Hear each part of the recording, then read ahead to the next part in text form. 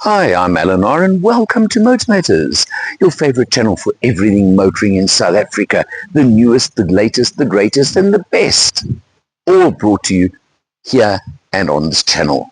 Today we've got it was one of the last launches of 2024, the facelift or upgrade of the Hyundai Creta, such a favorite of the South African market in the crossover SUV segment. There weren't a lot of changes, but let's just show you a few. And also I'm going to spend a bit of time in this video because this is the top spec executive IVT. I'll explain that just now. And there are only two spec levels in the range, premium and executive. So I'm going to show you a lot of the differences between the two for you to decide whether you spend the extra money between the two models. Let's have a look. They changed the front grille, much bolder, blacked out, looks a lot bolder in your rearview mirror, for example, on the highway. You've still got very much these stacked headlights over here, daytime running lights, features like that. Now, the first difference between premium and executive is that the headlights on executive are LEDs, whereas they are not LED on the premium model. Can you see something about this car?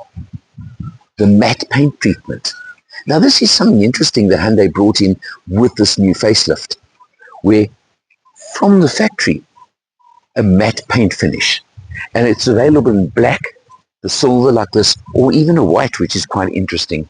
But I must say, I really like this silver color one and the matte treatment, just something very different, modern, etc.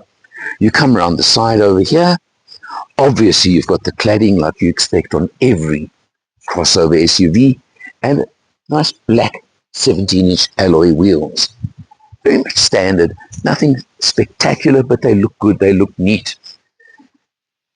Keyless entry, you see that when I press that little button, mirrors pop in or out as well, and that's how you open the doors. But let's take a look in the back quickly right now, because you want to know if this is for a young family, that there's enough room for all of you and for all your needs. So let's just take a look over here. Driver's seat set for me as you expect, and aircon vents, and one USB for the rear over there. A USB in the rear is something I really would like. But look at the legroom that I've got over here. This is really what I call stretch out, and good headroom as well. Interesting that in the current market, and with everyone else offering panoramic roofs, etc., panoramic sunroofs on cars in this category, Hyundai don't. But you know what? It's the whole story. You pay your money, you take your choices. Also, across the whole range, the artificial leather trim, which I think is a nice feature as well. Come around the rear, you can see they've got the blacked out treatment on the C-pillar over here to the tailgate. And you've got a little bit of a diffuser effect down at the bottom over there. The new tail lights, LED again over there, and pop open the rear tailgate. And an interesting type of softish fabric for the shelf over here, which isn't quite full, so it's an unusual sort of system. And well done, Hyundai. We do have a full-size spare wheel. I like that. I'm going to do the Allen test now quickly for you, but I'm going to do it under the shelf, so just do understand the fact. But I must tell you, this is quite impressive. Even allowing for limited height, this is a good 1.5 plus Allen boot. And that's not bad on a crossover SUV, is it? I think you'll know that many of them don't even come up to that rating on the Allen test lately.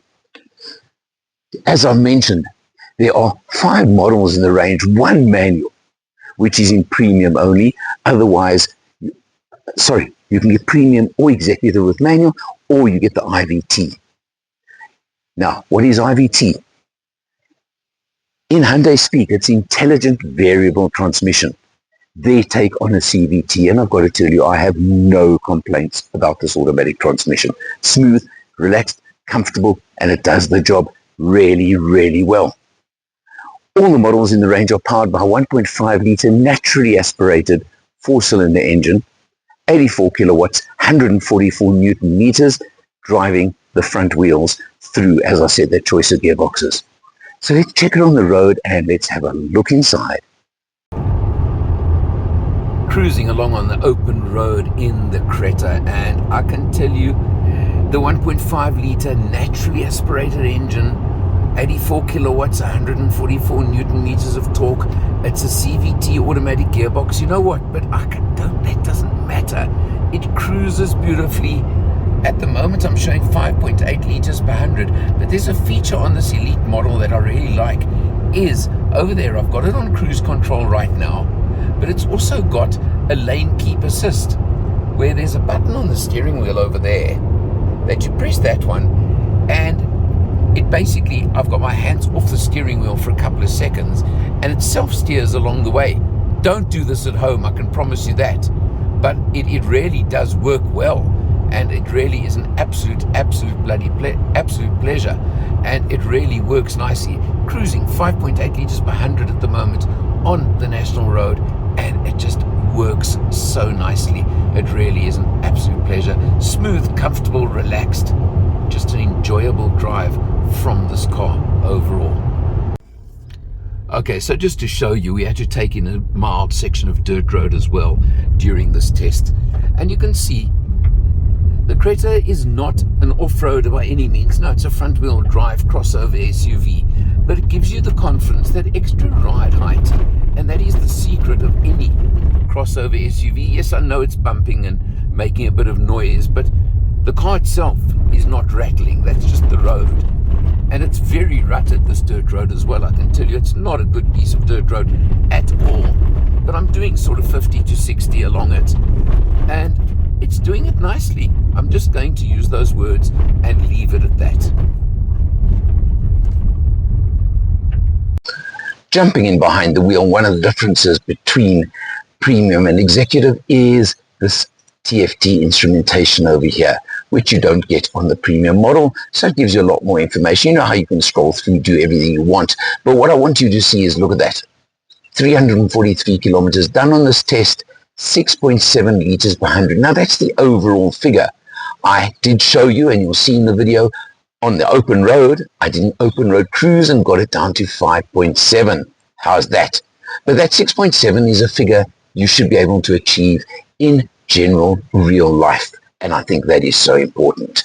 Now, because it's the premium model, there are some differences. And again, that's what the executive model, the executive, I want to show you, because it does give you a lot of differences. And this is where the difference in money is going to come in, because you get full ADAS with this one. What do I mean? Blind spot warning, rear traffic collision warning, etc., all those. But I've got to show you this button here.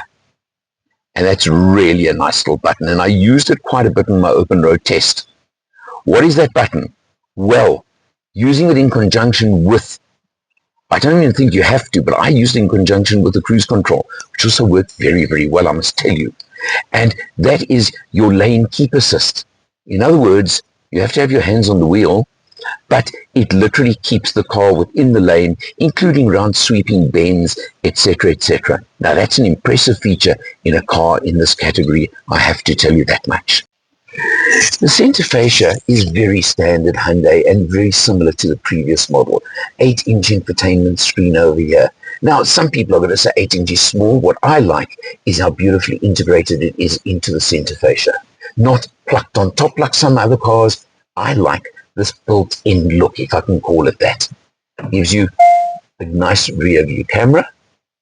Not bad at all, no 360, but okay, fine, I'm not going to complain. You come down over here, now quite interesting, manual aircon. Very effective aircon, works well, but again, I'm surprised it's not climate control or auto, but you know what, it does the job, isn't that what counts? Below there you can see you've got 2 USBs and a 12 volt, and now again, one of the differences on the executive, you've got a charging pad and wireless connection. You don't get that in the premium model. The gear shift, standard, nothing different about it. Can I simply put it that way? It's what you expect. And I mentioned that CVT works very, very nicely in real life. and you've got an electronic parking brake. Now, another very big difference between premium and executive is the executive adds extra airbags, side and curtain airbags, which you don't get on the premium model. You know me with safety. Now I'm going to tell you, this is where my decision would come. Obviously, it's about your budget. I know that. But if you consider LED headlights, ADAS, extra airbags, I think you know where I'm going with this. I know which model I would want, and I know where I would go and put my money if I'm choosing and going with the Creta. And then you look at this, the fuel economy you can achieve in the current market at this kind of price range. And that's such an important factor, because there are a lot of competitors, and I'm going to even be so bold as to say the Chinese competitors don't match this kind of fuel economy. Yep, I've said it. That's a big question. So what am I talking money-wise? Well, let's take the auto versions, the IBT versions, and you can get the premium for 485,000 Rand. That's with the matte paint, and take off 5,000 if you don't want the matte, and it's 525 for the executive. So it's a difference of 40,000 Rand, less than 10%, about 8% if my maths is close enough. Now that's not going to make a very big difference to your monthly payments.